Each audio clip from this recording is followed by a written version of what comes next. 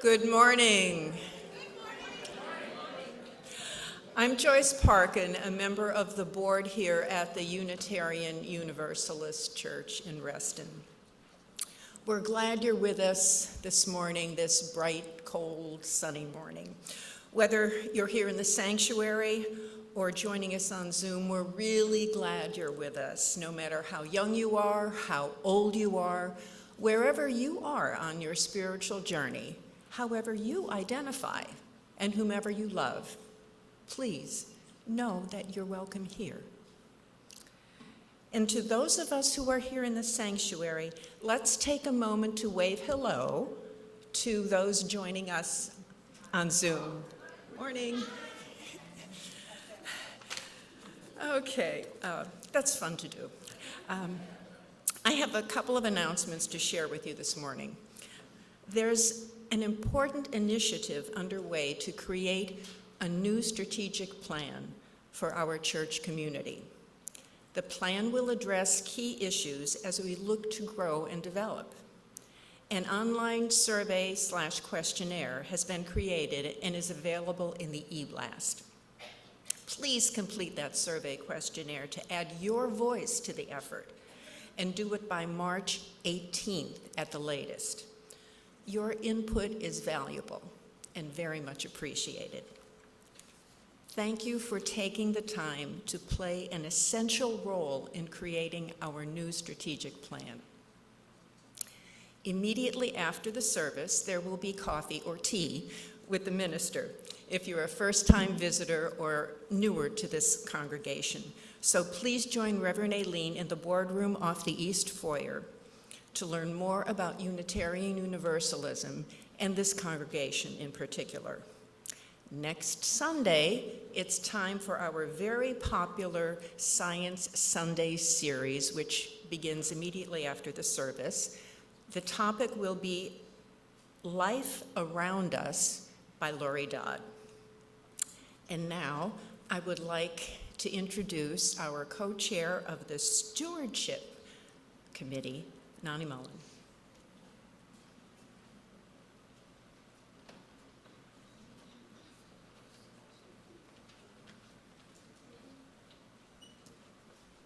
Good morning, everyone. But yes, my name is Nani Mullen, and I'm the co-chair of the Stewardship Campaign. My co-chair, Maggie, Mack, is over there holding it down on the AV booth, so I'm going to solo this one. Spring is in the air, even though I may not feel like it this morning. It felt like it yesterday, right? And as we see nature awakening around us, we're embarking on a season of growth here. Today, I'm thrilled to announce that our 2025 Stewardship Campaign is themed Nurturing Roots, Growing Abundance. The theme speaks to the heart of what we do here, building a strong, resilient community where everyone feels welcomed, supported, and inspired. In these uncertain times, it is easy to feel overwhelmed by the challenges we face. But here at UU Reston, we find strength in our shared values, our commitment to justice, and the deep connections we forge with one another. We are a sanctuary, a place where we can nurture our spirits, work together, and create a more compassionate world. I don't know if y'all got this in the mail recently. We sent out we have little brochures. On the cover, we have a quote. It asks you to think of an acorn. So Ralph Waldo Emerson wrote, "The creation of 1,000 forests is in one acorn."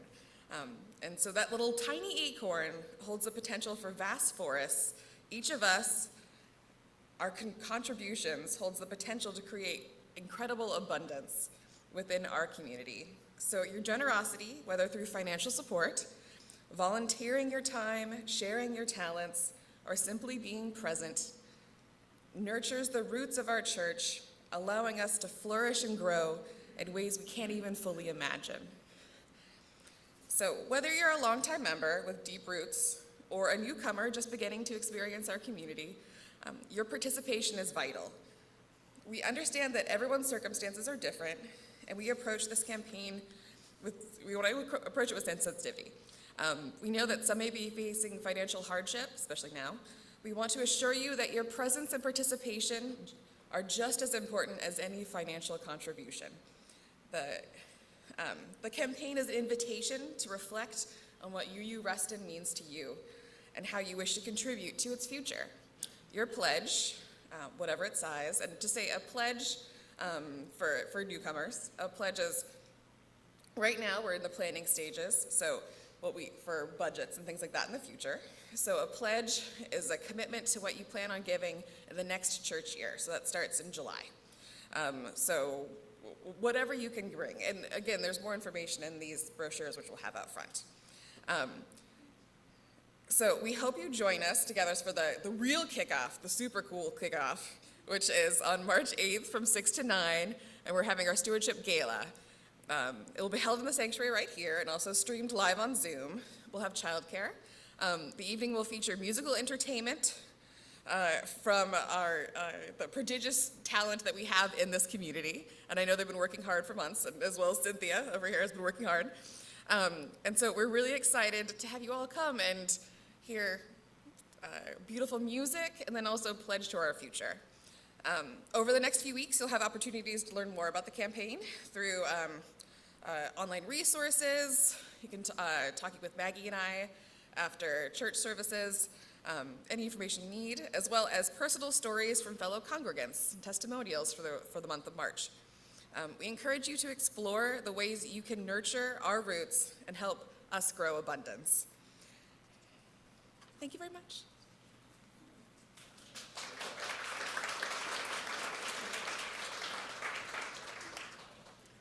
Thank you, Nani, and thank you, Nani and Maggie, for your role in this important stewardship effort. I think I will always consider acorns a little bit differently from now on. It's a wonderful image. Now let's center ourselves for worship.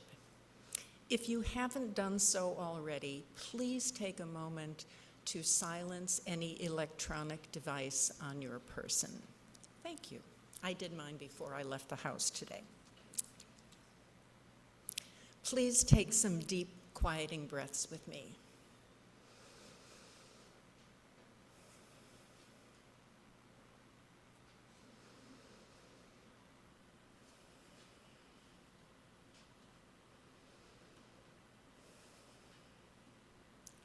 Let's enter our time of worship together as we listen to this morning's prelude.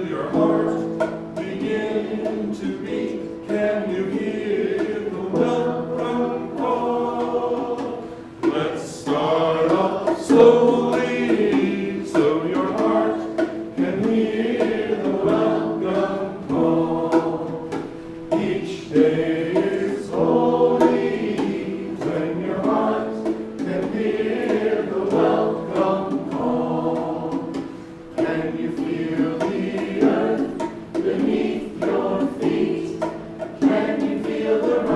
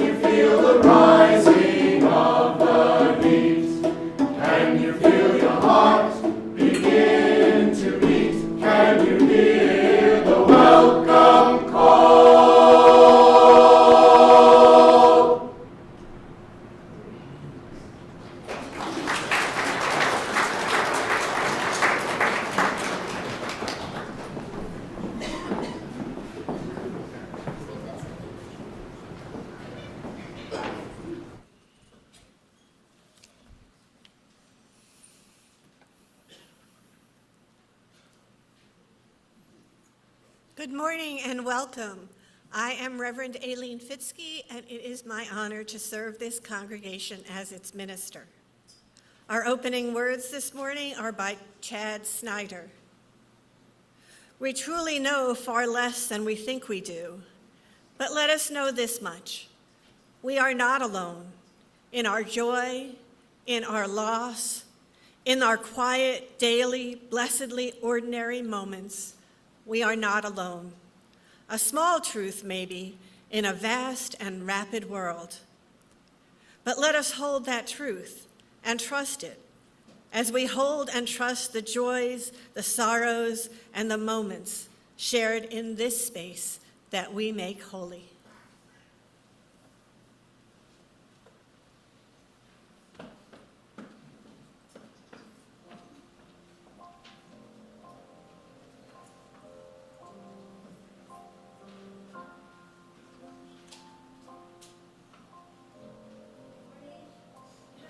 Our opening hymn today is the first hymn in our teal hymnal, hymn number 1000, Morning Has Come.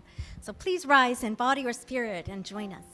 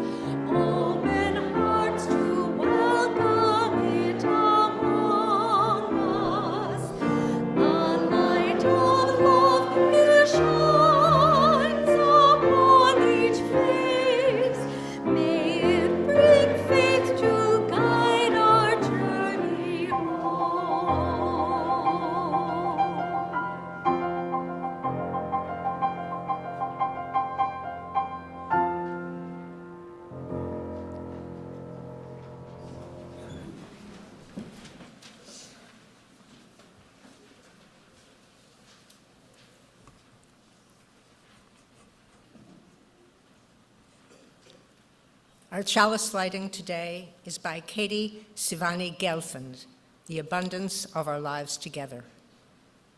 We light our chalice as a symbol of gratitude as we celebrate the abundance of our lives together. In this sanctuary, we harvest bushels of strength for one another and offer our crop with the hands of compassion and generosity. In the authentic and gentle manner of our connections, we cultivate a simple sweetness to brighten our spirits. May we be grateful for the ways in which we nourish and uplift each other, for it is the sharing of this hallowed time together that sustained us, and we need it a lot these days.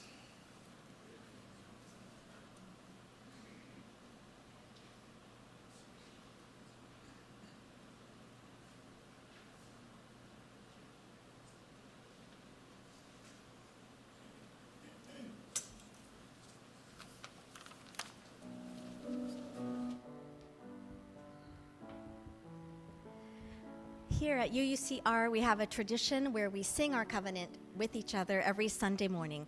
Love is the spirit of this church. So we will remain seated while we sing our covenant together. And if you are here this morning for the very first time, we invite you to accept this song as our blessing to you.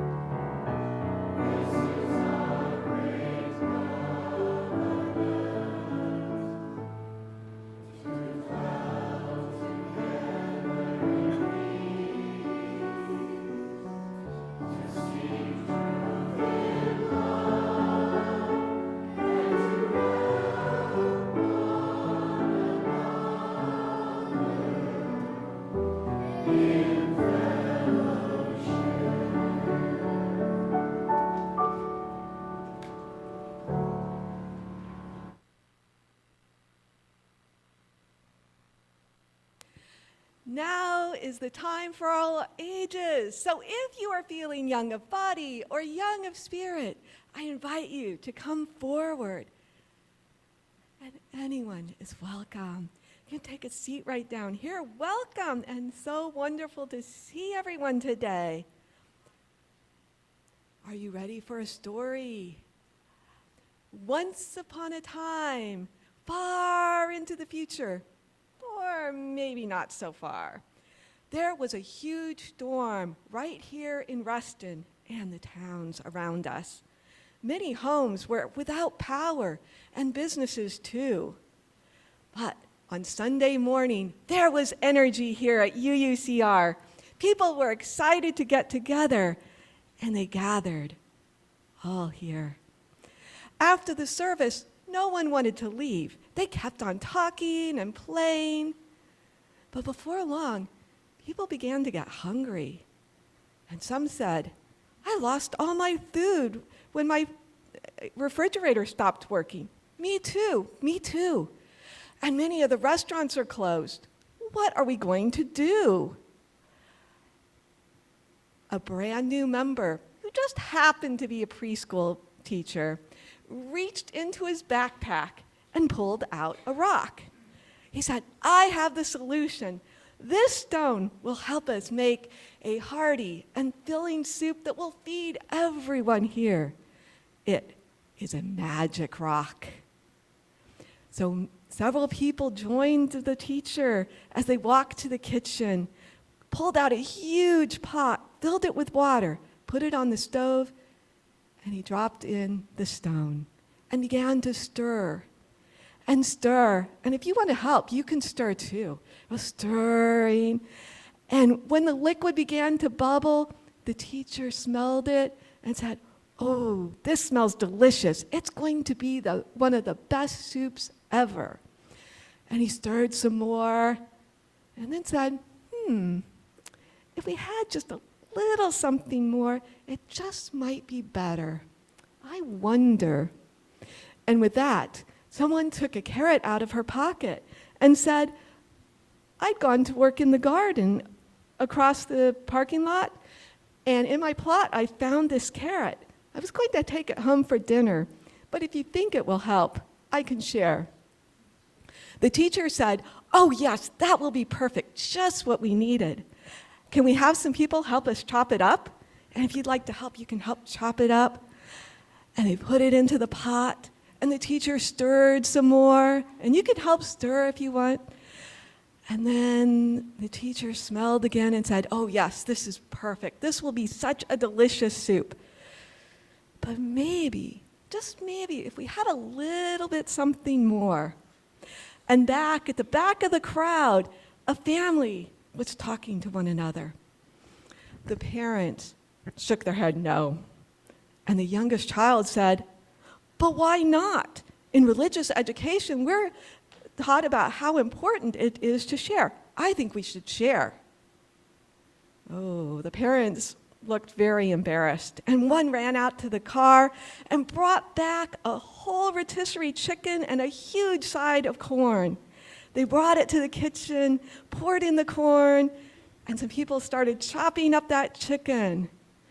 And the parents said, "We got this on the way to church for our lunch, but we were reminded how important it is to share." With that, suddenly, people began to find food in their pockets and bags and out in their cars, and they brought them in to add to the soup. And I wonder, what would you add to such a soup? Any ideas what you'd like in your soup? Yes.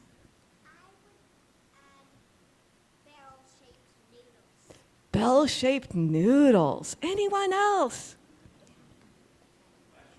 Mushrooms. Ooh, I like that. Any other ideas? What? Meat. Oh, some type of meat. Different types of meat. Okay.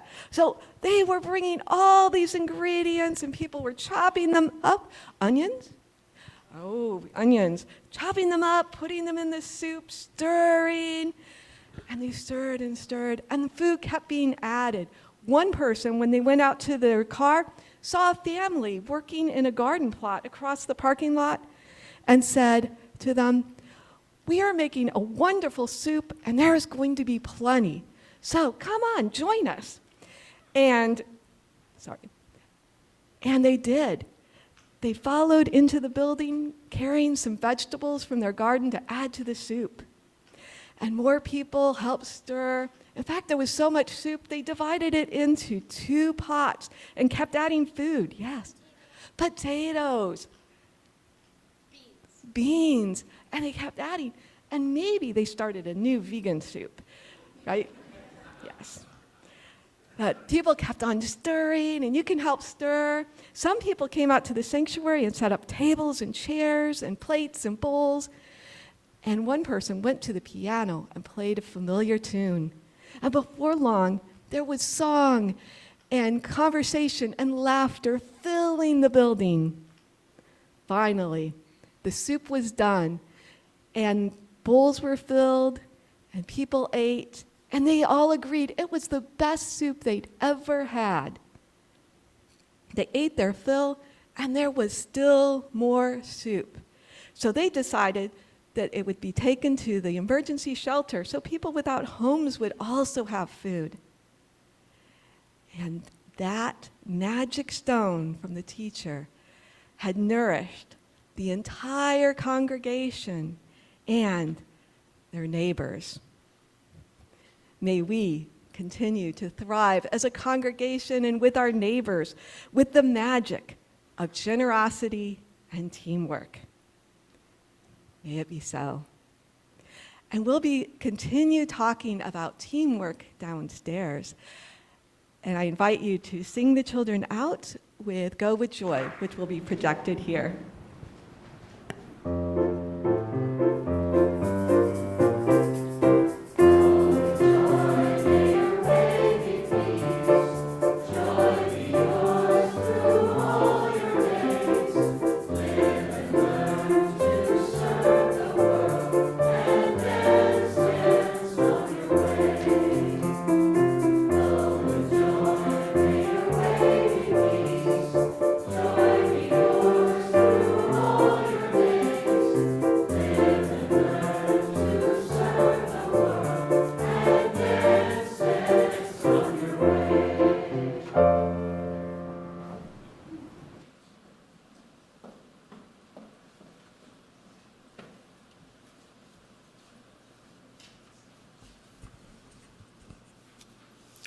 Now is the time in our service when we share our joys and concerns so that no one ever has to hold them alone.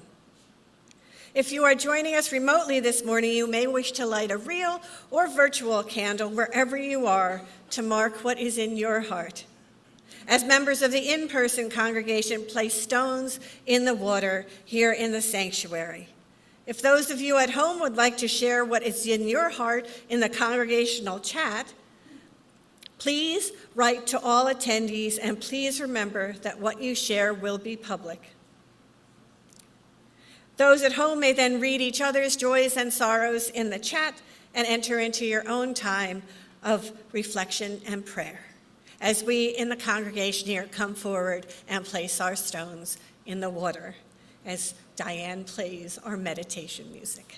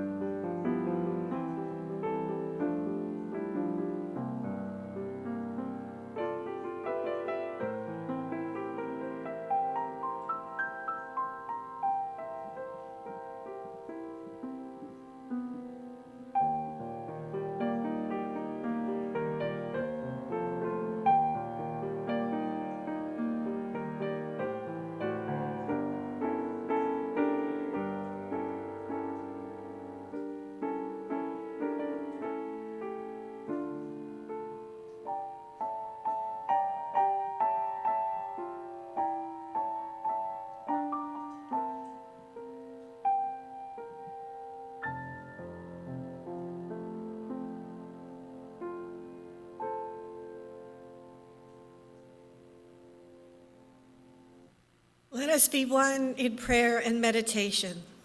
Spirit of life and love that so faithfully animates our creation, we are grateful for this community that is with us in times of both joy and sorrow.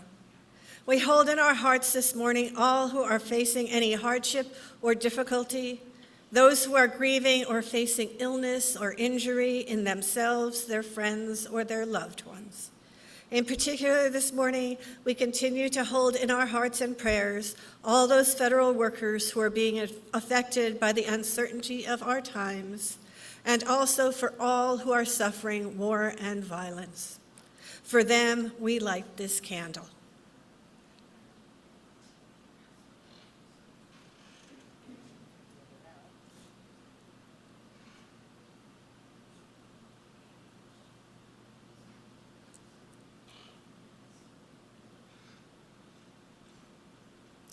Let us take a moment of silence.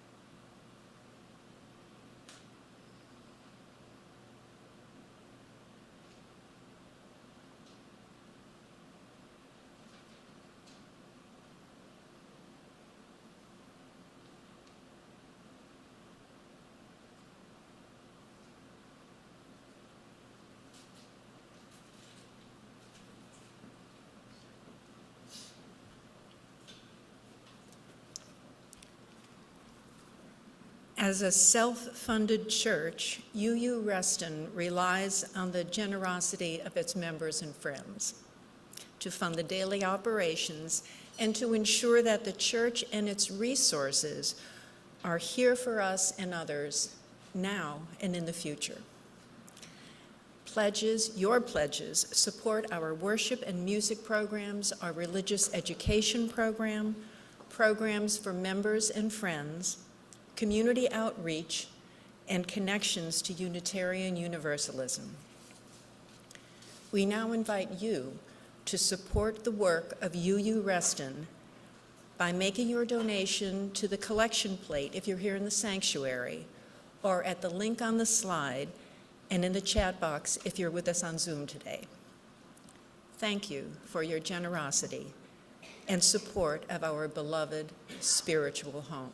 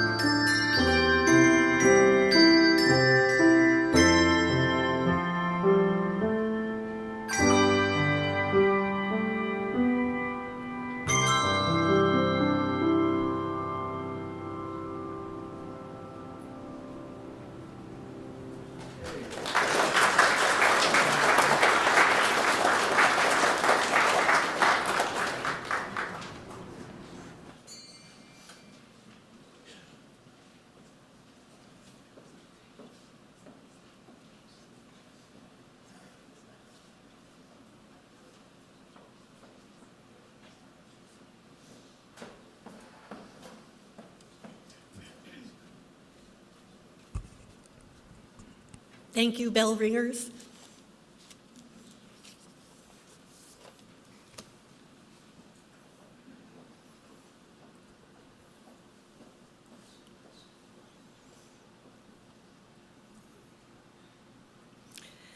Every few years, when I lived in an intentional community, one of my friends, Liz, would go into the common house and put all her worldly possessions that she no longer wanted on the tables and invited people to take what they wanted.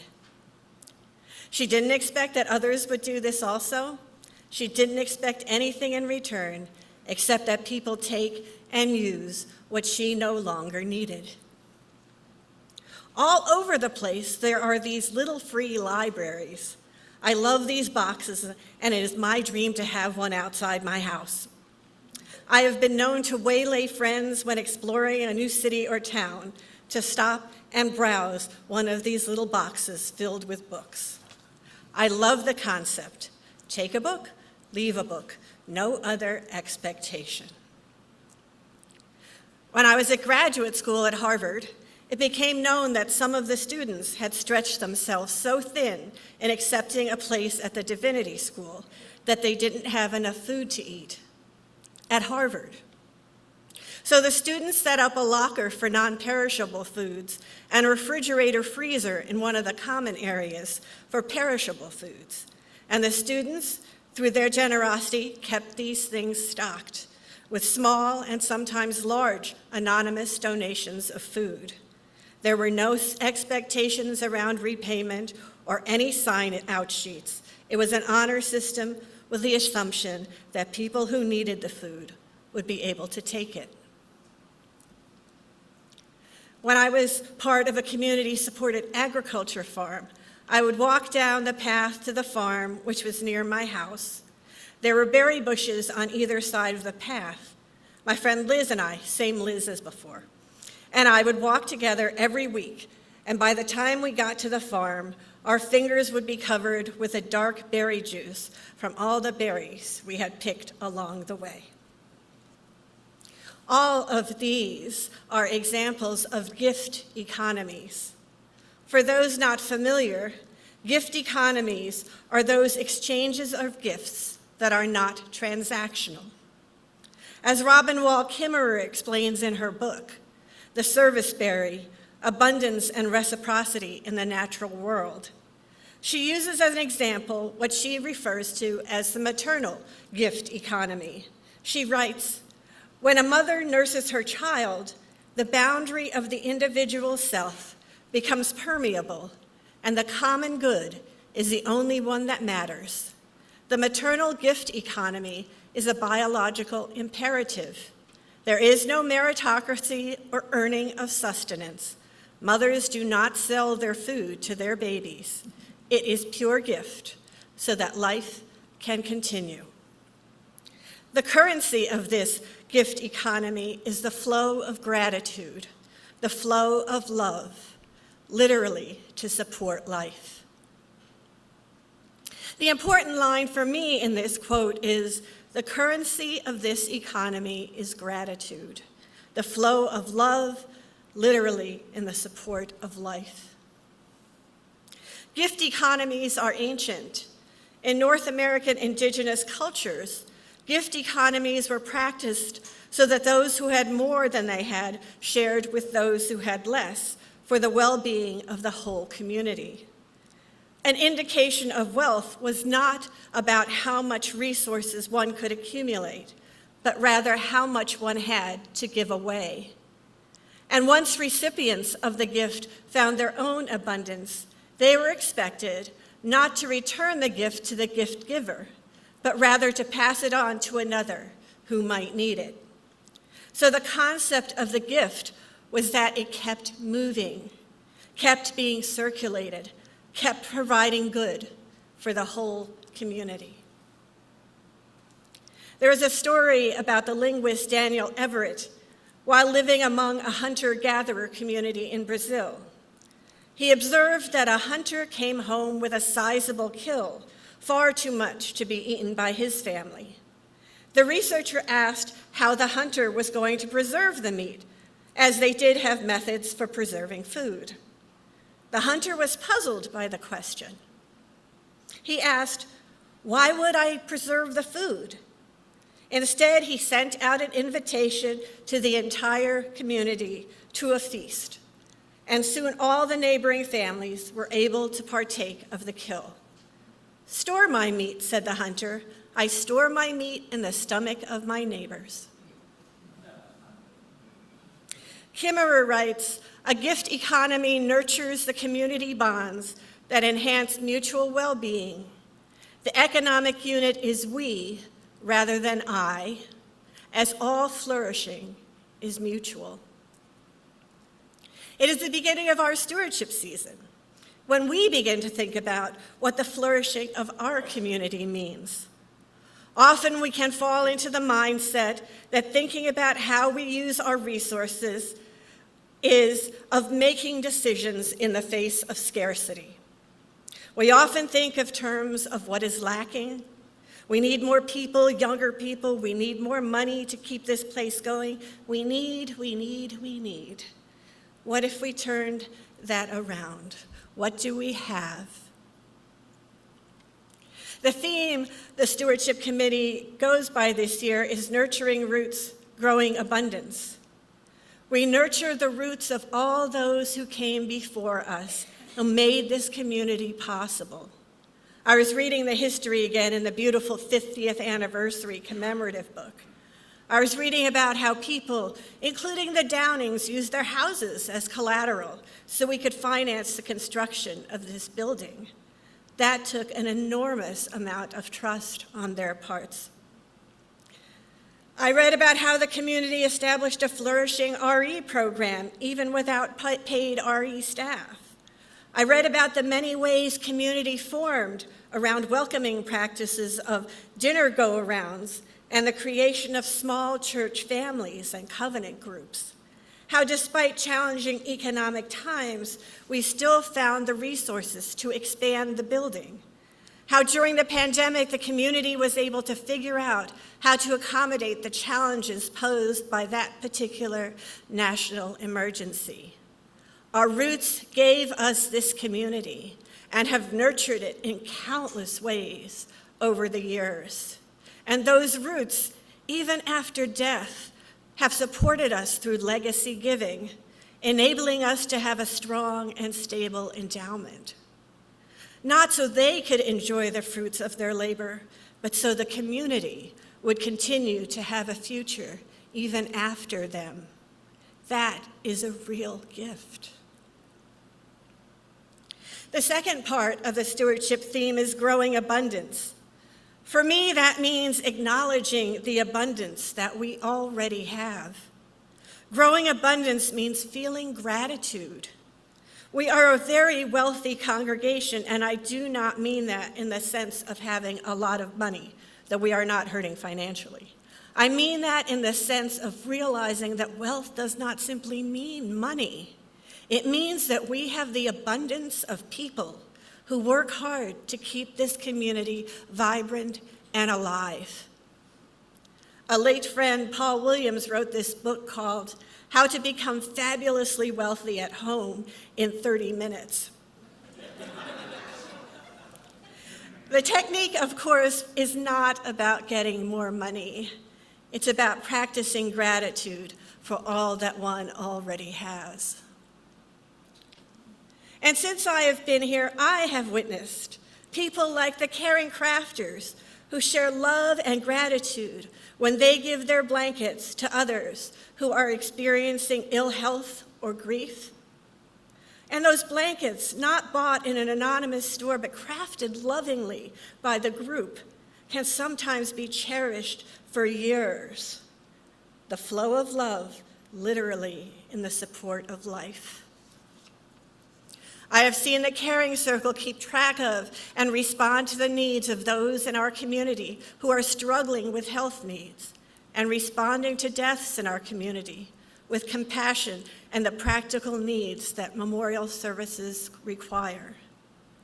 I have seen the innumerable ways that the social justice, social action committees respond to the needs outside our walls in the local community and beyond, offering financial help as well as their time to make sure projects and events are successful, taking risks to stand for justice when injustice can be so rampant and widespread. I have seen how worship and RE and music committees help create a welcoming and vital space for all of us to feel nurtured and welcome through events, programs, and groups that cultivate community and give us a chance to be social with each other and creating strong relationships and community bonds. The Romeos, the Juliets, Soul Matters Covenant groups, multi-generational social events, and support for families. We have created a beautiful gift economy here.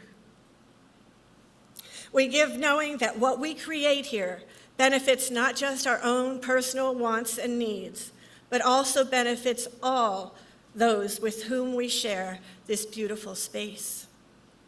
We are wealthy beyond our wildest dreams because we have this community. We grow our abundance every day by being grateful for all that we have accomplished throughout the life of this place. As we begin our pledge season, let us remember that we are enough and we have enough as long as we all share from our abundance, our time, talent, and treasure. Let us be reminded that in Robin Wall Kimmerer's words, the currency in a gift economy is relationship, which is expressed as gratitude, as interdependence and the ongoing cycles of reciprocity.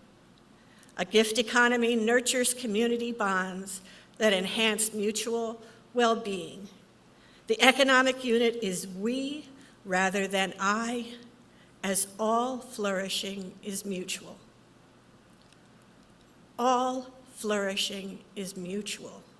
That is the ultimate call of stewardship, that all are able to flourish here as we acknowledge our wealth and continue to share it with others. Amen, and blessed be.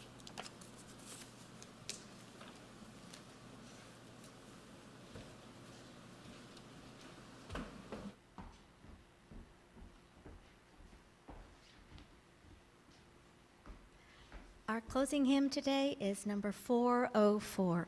What gift can we bring? Please rise in body or spirit and join us.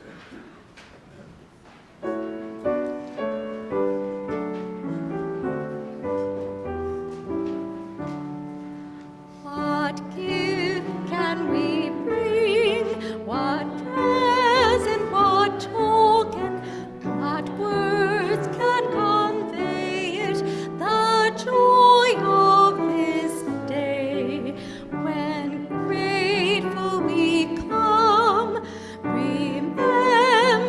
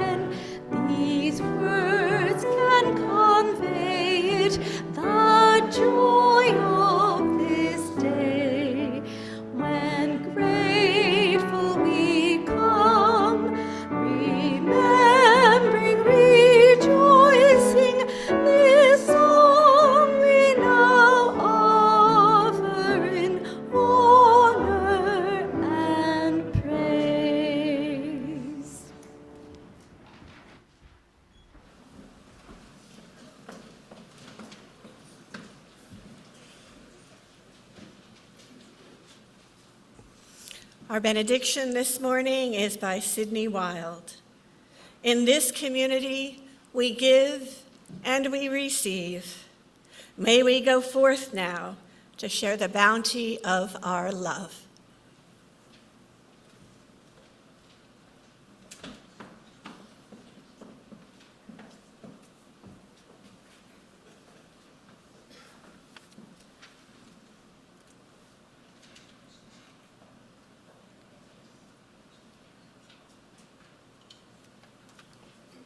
The chalice is now extinguished, but its light lives on in the minds and hearts and souls of each one of you.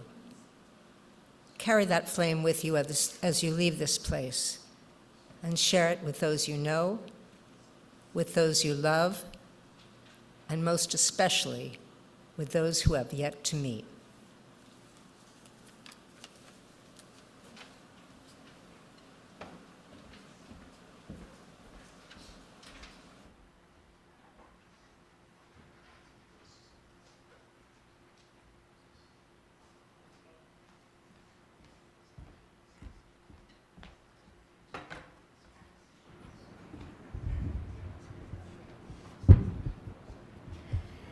Our postlude today is another hymn which I invite you to join us, and thank you, Jonathon Reavill, for playing percussion.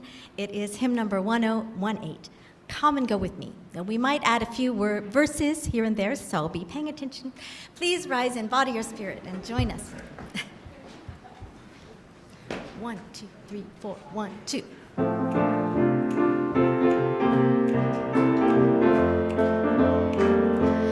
Come and go with me to that land.